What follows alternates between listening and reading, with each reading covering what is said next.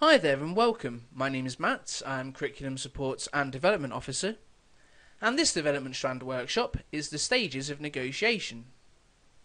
In this workshop we'll be looking at a model which considers the stages of negotiation. This model is Richard Shell's model, and he suggested that there are 4 stages of negotiation. Negotiation is a process that should begin with preparation.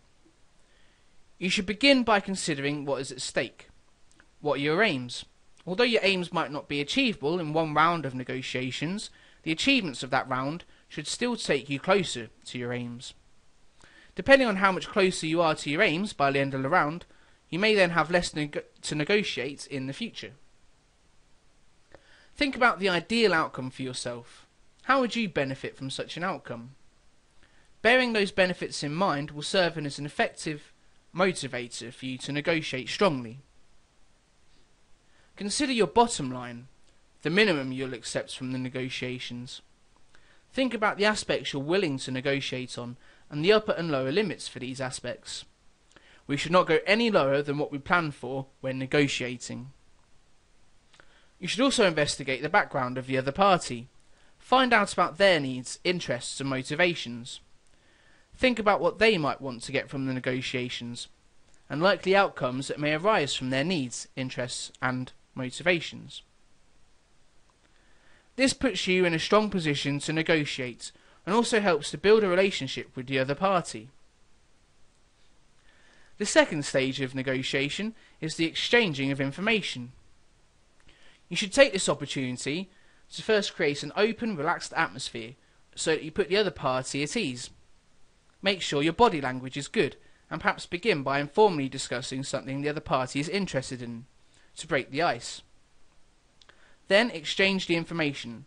Begin with what they want, as this is familiar terrain for them, and then you can clarify positions on which you both agree, in order to remove those positions from the process, if appropriate, to make the negotiations easier. Then you state your case. The next stage is to bargain. You could begin the process straight away, or set aside some time to think it over once you've exchanged information. First of all, you should show willingness to compromise, but don't let them know of your bottom line, or you'll have no room to negotiate. Instead, make constructive and positive suggestions that could be advantageous to both sides. Think of ideal solutions, and make it clear that you're also willing to be flexible on your terms. Speak to their vision by referring to their objectives and interests and suggesting how you can help them to be achieved, how your suggestions can help them meet their goals. This also shows you've been listening to what they've said. You should also know when to concede in order to gain something from the conversation.